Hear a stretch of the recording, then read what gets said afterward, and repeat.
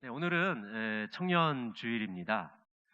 청소년과 성인 사이를 이어주는 이 징검다리가 되는 이 청년 세대가 우리 교회 안에서도 다시 일어나기를 원하고요. 새벽 이슬과 같은 청년들이 다시 모이기를 간절히 소망합니다. 제가 부임했을 때 이제 외부 강사님들을 모셨을 때 일입니다. 외부 강사님들이 오셨을 때 한결같이 하시는 말씀들이 있었어요. 뭐냐 하면 학생들이 너무 인사성이 좋습니다. 교인들이 너무 인사를 잘합니다. 그런 말씀을 하시는 거예요. 사실 강사님들이 교인들을 접하는 시간이 굉장히 짧잖아요. 주차장에서 목양실 왔다가 또 예배 끝나면 인사하시고 또 주차장 가고 이게 단데요.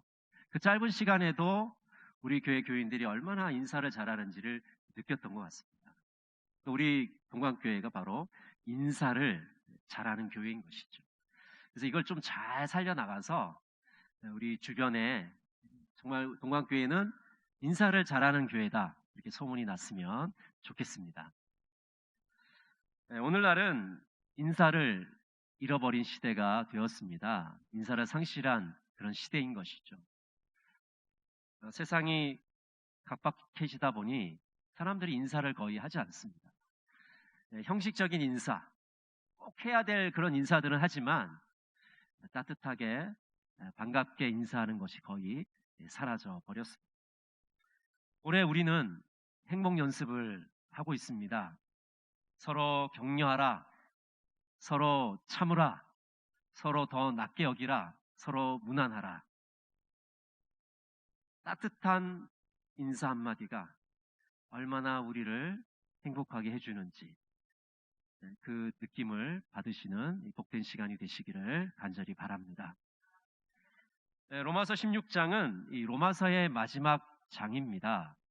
바울의 문안 인사가 들어 있습니다. 그저 서신을 마무리하는 그런 인사가 아니라 바울의 신학적인 의도가 충분히 담겨져 있는 그런 인사인 것입니다. 오늘 본문에는 바울의 어떤 메시지가 담겨져 있을까요? 첫 번째로 교회의 다양성에 대해서 오늘 사도 바울은 말하고 있습니다. 지금 바울의 편지를 받고 있는 로마 교회는 이 다양성이 있는 그런 교회였습니다. 오늘날로 말하면 다문화가 있는 그런 교회라는 거죠. 다문화 교회였습니다. 먼저 유대인과 이방인들이 함께 있는 그런 교회였습니다. 우리 6절과 7절 말씀 같이 한번 볼까요? 너희를 위하여 많이 수고한 마리아에게 문안하라. 내 친척이요 나와 함께 갇혔던 안드로니고와 유니아에게 문안하라. 그들은 사도들에게 존중이 여겨지고 또한 나보다 먼저 그리스도 안에 있는 자라. 자, 6절에 마리아가 나오고요. 7절에는 안드로니고와 유니아가 등장합니다. 이 사람들은 모두 유대인들이었습니다. 안드로니고와 유니아는 부부인데요. 오늘 본문 말씀에 보면 바울의 친척이고 사도 바울과 함께 옥에도 갇혔다고 말하고 있습니다. 이 부부는 사도들에게 존중을 받는 자들이었습니다. 그래서 아주 탁월한 선교사로 사도들에게 평가를 받고 있었던 것 같습니다. 또 11절에 보면 헤로디온이라는 사람이 등장하는데 이 사람도 유대인입니다. 바울의 친척이고 헤롯 가문에 속한 사람이었습니다. 13절에는 루포라는 사람이 등장하는데 이 루포는 구레네 시몬의 아들입니다. 우리 마가복음 15장 21절 같이 한번 보겠습니다.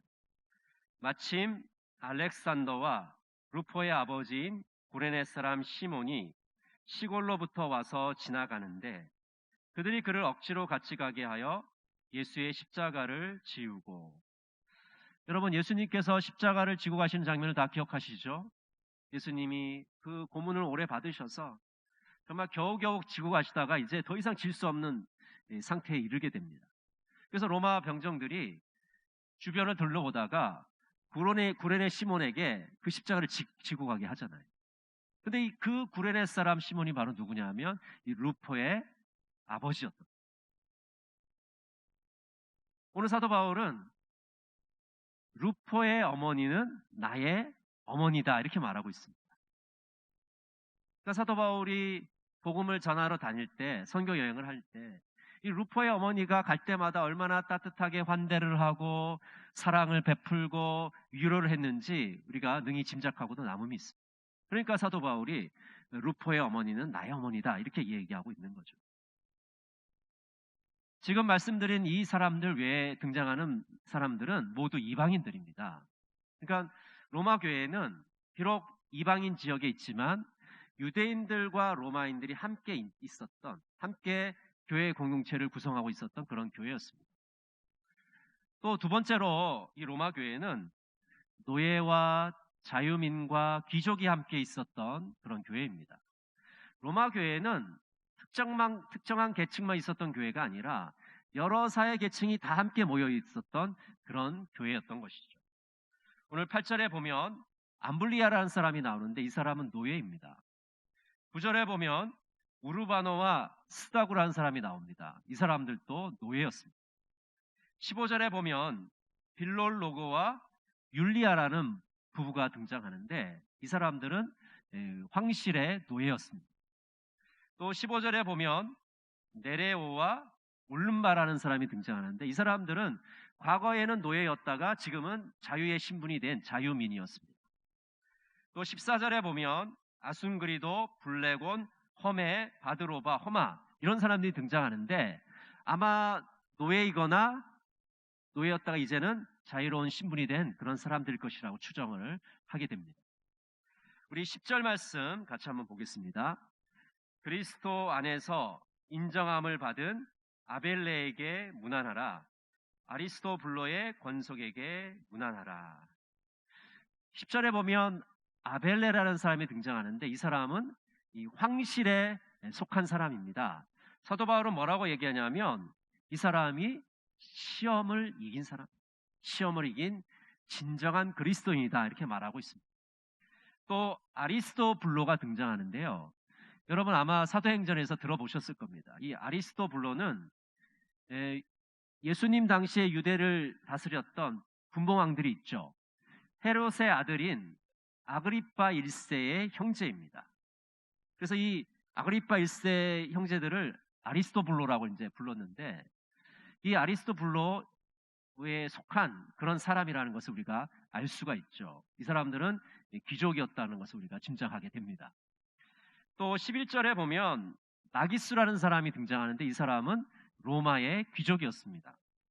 이처럼 이 로마 교회를 살펴보면 노예도 있었고 또 노예였다가 자유롭게 된 사람도 있고 또 귀족도 있었다는 것을 우리가 알 수가 있습니다. 여러분 한번 생각해 보세요. 우리 조선시대에 예를 들어서 노비가 있고 여기 대감마님이 있는데 대감마님과 노비가 같은 상에서 밥을 먹고 같이 호용호제할 수 있습니까? 가능한가요? 노비가 만약 그런 걸 시도했다면 매를 흠씬 맞고 쫓겨났을 겁니다. 지금 로마 교회는 귀족도 있어요. 심지어 황실의 귀족도 있습니다. 황제를 모시는 그런 귀족들도 있고 노예들도 있는. 이 노예와 귀족이 어떻게 같이 공존할 수 있겠습니까? 정말 상상할 수도 없는 일인데 로마 교회는 이런 일이 있었다는 거죠. 노예와 귀족이 함께 신앙생활을 했다는 겁니다. 또 세 번째로 로마 교회는 남성과 여성들이 함께 있었습니다. 오늘 6절에 우리가 살펴본 마리아는 유대 기독교인 여성입니다. 그는 많은 수고를 하였다고 말하고 있죠. 우리 12절 한번 같이 보겠습니다. 주 안에서 수고한 두루베나와 두루보사에게 문안하라. 주 안에서 많이 수고하고 사랑하는 버시에게 문안하라. 자, 두루베나, 두루보사 이 두 사람은 자매인데요. 주 안에서 수고를 많이 하였다 이렇게 사도 바울이 칭찬을 하고 있습니다. 또 버시라는 여성이 등장하는데 정말 사랑을 받는 수고를 많이 한 일꾼이다 이렇게 사도 바울이 칭찬하고 있죠. 이처럼 로마 교회는 당시 여성들이 적극적으로 사회활동을 할 수 없었던 그 신문제 사회에서 교회 안에서 리더십을 발휘하는 여성들을 우리가 보게 됩니다. 여러분 지금 문안 인사에 여성들의 목록이 있는 것이 우리 현대인의 시각에서는 아무런 이상할 게 없어요. 남성의 이름도 있고 여성의 이름도 있는데. 근데 그 당시에는 여성들이 이런 문안 목록에 끼워두지 않는 사회예요. 족보에도 넣지 않는 사회입니다. 근데 이런 문안 인사 목록에 여성들이 많이 등장한다는 것은 얼마나 여성들이 교회 안에서 리더십을 발휘했는지를 우리가 짐작할 수가 있는 것이죠. 로마 교회는 차별이 없는 공동체였습니다. 유대인과 이방인 사이에 차별이 없었습니다. 귀족과 노예의 차별이 없었습니다. 남성과 여성의 차별이 없었습니다. 한마디로 다양성 안에서 일치를 이루는 그런 교회라고 할 수가 있습니다.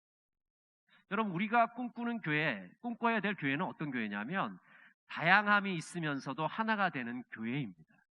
그것이 이상적인 교회입니다. 여러분, 다양성이 많은 교회는요, 하나가 되기가 어려워요. 또 하나만 강조하는 교회는 다양성이 부족합니다. 그래서 우리는 다양하면서도 하나가 되는 이 로마 교회처럼 이런 교회를 꿈꿔야 되는 것이죠. 로마 교회는 성도 간의 하나됨을 추구했습니다. 근데 이렇게 하나가 될 수 있었던 비결은 그 성도 서로가 친밀했기 때문입니다. 저도 이제 학생 시절에 서울 강남에 있는 상가교회를 다녔는데 교인이 몇 명 되지 않으니까 얼마나 친한지 몰라요. 상대방 집에 너무 자주 놀러 가고 그 집에 숟가락이 몇 개인지 다 셀 정도로 너무 친한 것. 친밀함이 넘쳐. 근데 이렇게 친밀함이 넘치려면 서로 인사를 잘해야 되는 것이죠. 그래서 오늘 두 번째로 사도 바울이 이 본문에서 우리에게 전해주는 메시지는 서로 문안하라고 말씀하고 있습니다. 한번 따라해 보실까요? 서로 문안하라. 서로 문안을 하고 서로 인사를 잘해야 하나가 될 수 있다는 거죠. 교회 공동체가 하나 되는 비결이 바로 서로 문안을 잘하는 것이다 라고 말씀하고 있는 겁니다. 우리 16절 말씀 같이 한번 읽어보겠습니다. 너희가 거룩하게 입맞춤으로 서로 문안하라. 그리스도의 모든 교회가 다 너희에게 문안하느니라. 서로 문안한다는 것은 거룩한 입맞춤을 하는 것입니다. 베드로전서 5장 14절은 이렇게 말씀합니다. 너희는 사랑의 입맞춤으로 서로 문안하라.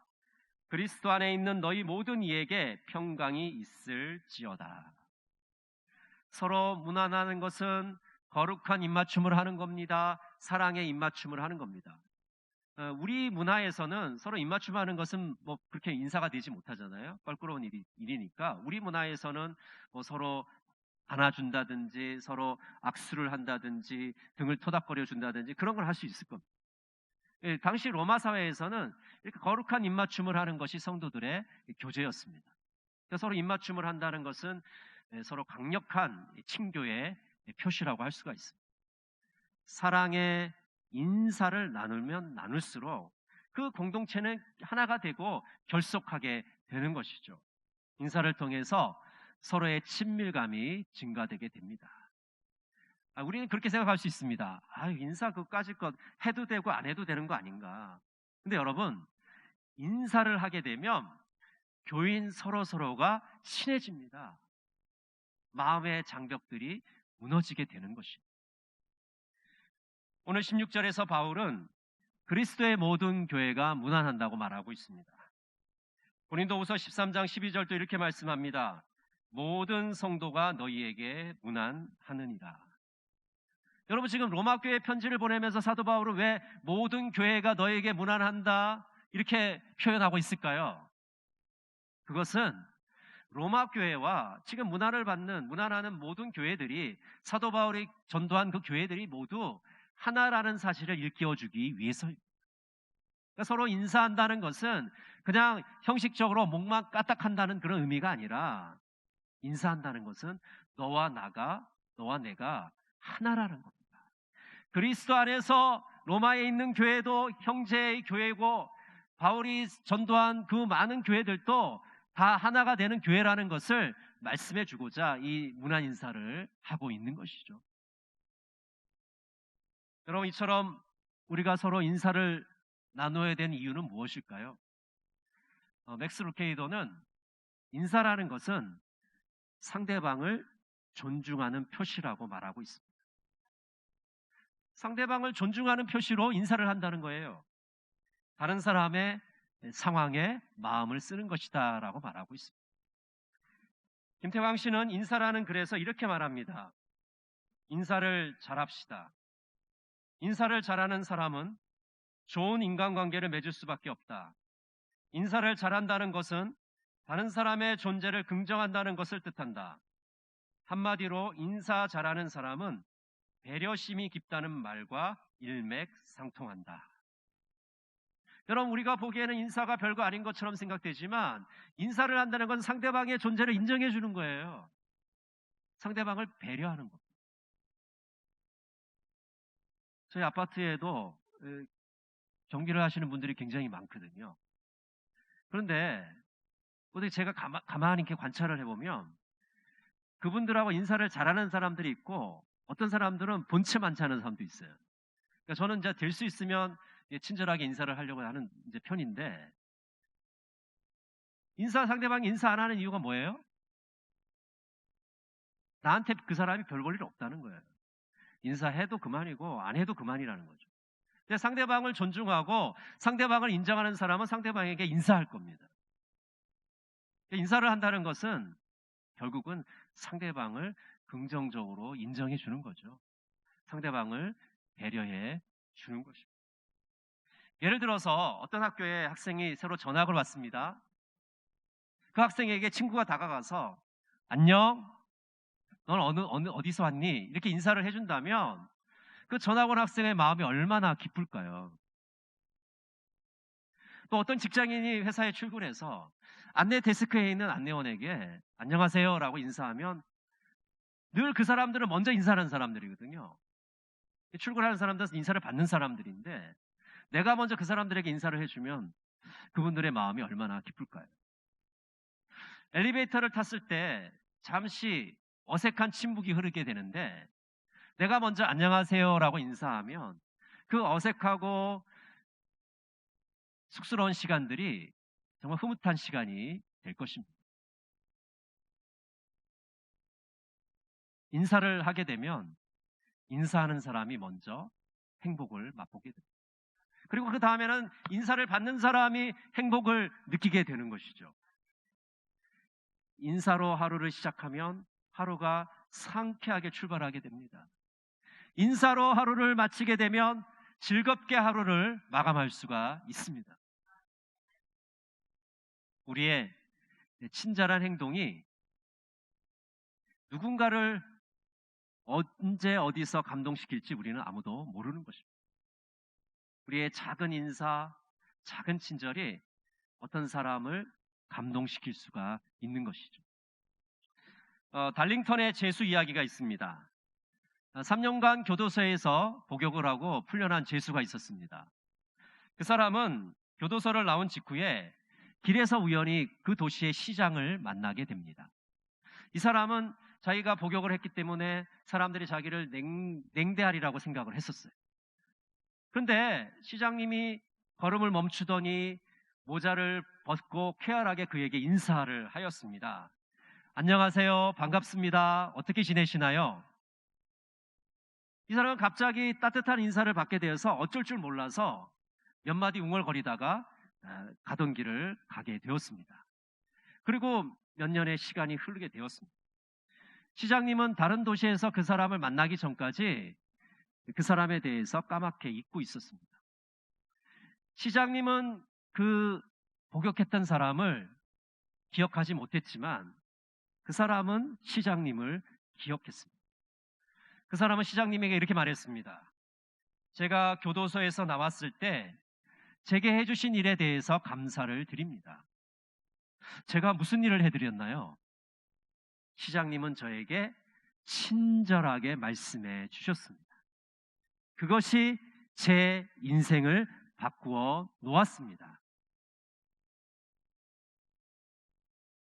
여러분, 내게는 별것 아닌 일이 다른 사람에게는 커다란 의미로 다가갈 수가 있는 것이죠.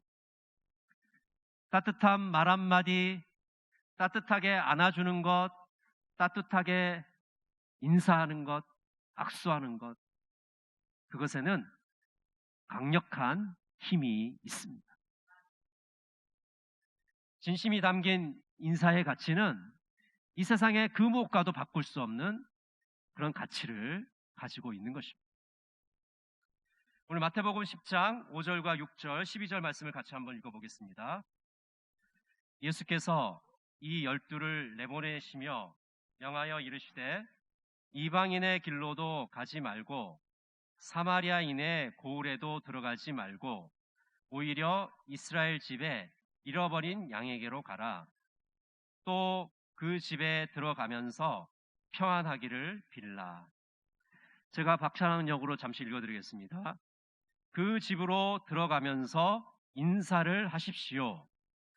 메시지 성경에 이렇게 되어 있습니다. 문을 두드릴 때는 정중히 인사하여라. 예수님께서 12제자를 보내시면서 전도하려고 보내셨습니다. 그래서 이 12제자가 각 집을 방문하면서 인사를 하게 했던 것이죠. 그 집에 방문해서 따뜻한 인사를 하고 정중하게 인사를 하고 그리고 평화의 인사를 나누도록 예수님이 하셨던 것이죠. 전도할 때만 이런 인사가 필요합니까? 아니죠. 우리의 일상생활에도 정중한 인사가 필요합니다. 평화의 인사가 필요합니다. 평화의 인사, 정중한 인사는 사람의 마음을 누그러뜨립니다. 사람의 마음을 움직입니다. 서로 무난하고 서로 인사할 때 이 공동체가 하나가 될 수가 있고 서로에게 기쁨이 넘치고 행복을 느낄 수가 있는 것입니다. 얼마 전 방송에서 한 가지 실험을 진행했습니다. 양손에 가득 무거운 물건을 들고 엘리베이터를 탄 이후에 내릴 때 물건을 떨어뜨리는, 그래서 얼마나 많은 사람이 도와주는가를 실험하는 그런 실험이었습니다. 1차 실험을 할 때는 그 엘리베이터에 탄 12명 중에 고작 3사람만이 도와주었습니다. 근데 조건을 달리해서 2차 실험을 진행했는데 그 실험에서는 무려 9명이나 되는 사람들이 물건을 들어주었습니다. 어떤 조건을 달리했기 때문에 이렇게 차이가 나게 된 것일까요? 그것은 엘리베이터를 탈 때 인사를 건네면서 탔기 때문입니다. 엘리베이터를 타면서 안녕하세요라고 인사하면서 탔더니 내릴 때 물건을 떨어뜨렸을 때 많은 사람들이 그것을 도와주었다는 것입니다. 별거 아닌 그 인사에 사람의 마음을 움직이고 사람의 마음문을 여는 힘이 있었기 때문입니다. 여러분, 교회는 다양성 안에서 일치를 추구하는 공동체입니다. 다양한 사람들이 모이는 곳이기 때문에 하나가 되기가 어렵습니다. 하나가 되기 위해서는 서로 무난하고 서로 인사하는 것이 필요합니다. 서로 이렇게 따뜻하게 인사할 때 우리 성도 서로가 행복을 느끼게 되고 또 우리가 일상생활을 할 때 우리의 인사를 받는 사람들의 마음이 따뜻해지고 그들이 감동을 받게 됩니다. 따뜻한 인사를 통해서 매 순간 행복한 생활을 해 나가시는 본광의 모든 성도들이 되시기를 간절히 바랍니다. 기도하겠습니다. 사랑의 하나님, 따뜻한 인사가 사라져버린 시대를 살고 있습니다. 서로 인사함으로 하나가 되게 하시고 행복한 나날을 만들어가게 하옵소서. 예수님의 이름으로 기도드립니다. 아멘.